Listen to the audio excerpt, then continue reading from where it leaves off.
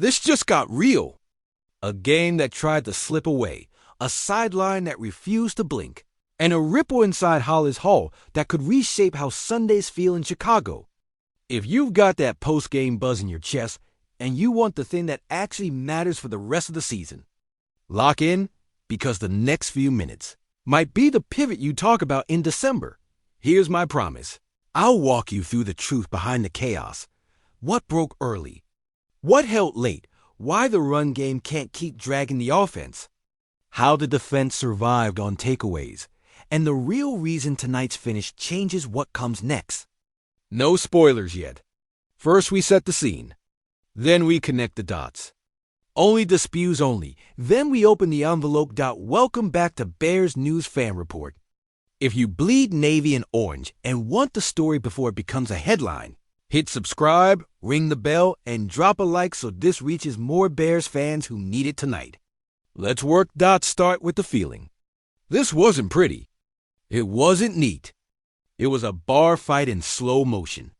Short fields in the first half and only 3 points to show for it. Protection leaking at the worst times. Run game stuck in mud. 20-6 carries for 69 yards will get you beat most weeks. And yet the room didn't splinter. Caleb kept answering hard moments with harder throws. The huddle stayed calm. You could sense it. This roster is learning how to win games they used to lose. Details matter. Early on, the defense gift-wrapped chances 2 quick takeaways deep in Raiders territory. 9 out of 10 times you're up 10 by then. Instead, a stuffed run. A freak play by Max Crosby tipping to himself. Another trip ends with a field goal. That's how you turn a good script into a nail-biter. And it's exactly why the last 5 minutes say more about this team than the first 30. Then came the swing. Down late, Caleb moved like a vet. 2 clutch scrambles. A strike to DJ Moore. A deep into Romo dunce that traveled like it had a message taped to it. The kid plays heavy snaps like they're reps in a park. When his back touches the wall, he doesn't rush. He edits. That's rare. That travels. Defense lived on edges and answers. Kevin BR read the QB like a book you've already underlined. 2 picks, clean angles, grown man tackles in space. Tyreek Stevenson opened the second half with a full layout interception that flipped the energy in the building. You could see Al Harris's fingerprints on the technique. You could feel the sideline stand taller. Special teams signed the postcard. Less than a minute left. 54-yard attempt coming. Season hanging in the air. And Josh Blackwell got both hands and his whole will on that ball. Blackwell. Call it what you want. That's a win sealed by a role player who decided his 3 seconds were not negotiable. Bears 25. Raiders 24. Gut check stamped. Now the other side of the ledger. The ground game isn't good enough. It slows the offense. It steals rhythm from Caleb. It puts the line in pass-first posture on every down. You can't carry January dreams if you can't carry the ball for 4 yards on first down. DeAndre Swift found a crease late? Sure, but the body of work is the body of work. Kyle Monangai flashed and deserves more touches. The blocking surface needs a new picture. If you want to play complimentary ball, you can't ask your QB to juggle chainsaws for 3 hours. Here's why tonight feels bigger than a tally in the standings. This locker room responded to a bad script with good habits. That is culture. That's why your DC could bring heat in the fourth.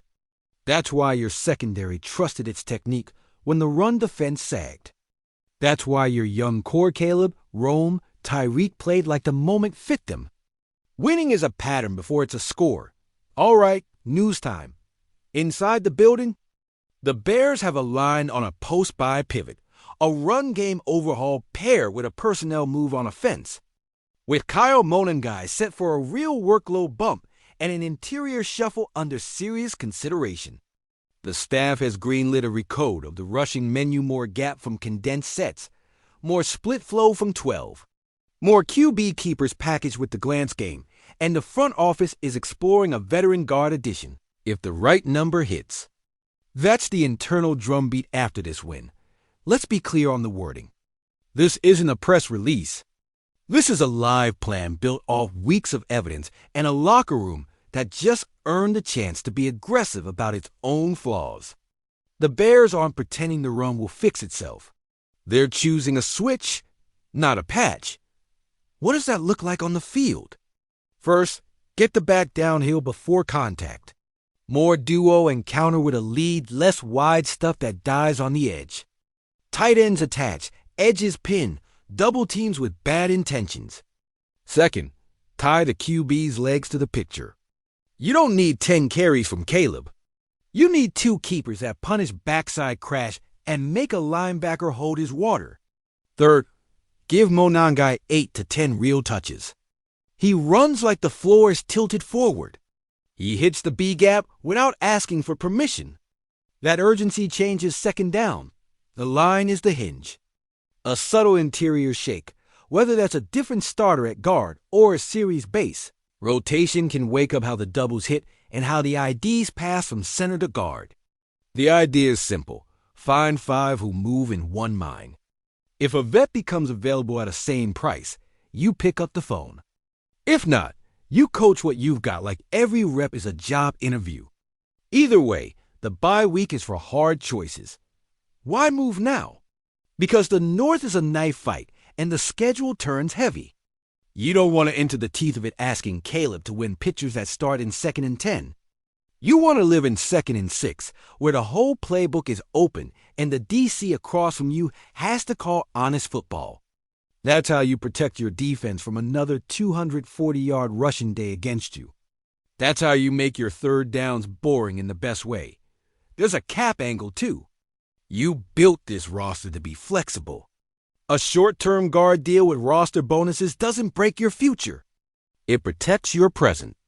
And it sends a message to the room that the front office will match the player's standard. That matters in November when bruisers talk and result listens. Now, keep the secondary story in frame. 2 starters at corner went down today.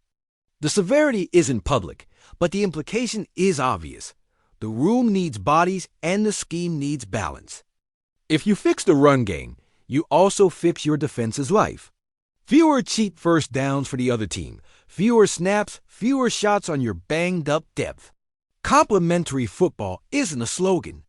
It's fewer crisis meetings on Monday. Let's give flowers where they're due. Burr played like a captain. Stevenson played like a CB1 while one is on IR. Maine stacked a second straight double-digit tackle game. The call sheet from the DC found timely heat without exposing a thin corner room. That's coaching and pride in the same sentence. That's how you win on a day you shouldn't. Offense has cleanup work. Cole Kmet is better than what he put on tape today. The drops were costly, and the false starts were drive killers. He knows it. He'll wear it. But this staff can help him with tempo, with spacing, with getting him a clean first touch early, so his day starts warm and stays that way. Caleb did his part, created off schedule without panic, beat the blitz with his brain, and trusted his guys even after mistakes. That's the quarterback you build around. So where does this all land? If the Bears follow through on this internal pivot, if they truly rewire the run and adjust the interior, this stops being a gritty win and becomes the blueprint. You take the blocked field goal, you take the clutch QB, and you give them a ground game that earns respect on the first snap of every series. That's the difference between chasing gains and managing them. That's the difference between hoping for January and planning for it. My opinion, clean and direct. I'm in. The post-buy overhaul on the ground is overdue and exactly the kind of honest self-scout good teams make.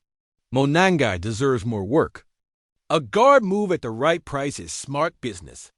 And yes, this is a speculation built on fit timing and the drumbeat coming out of a building that just proved it wants to finish. It's not an announcement. It's a smart path if they choose to walk it. Your turn, Chicago. Do you want a real run game switch Monangai up, interior shaken, Caleb kept honest, or would you ride the status quo and hope reps solve it?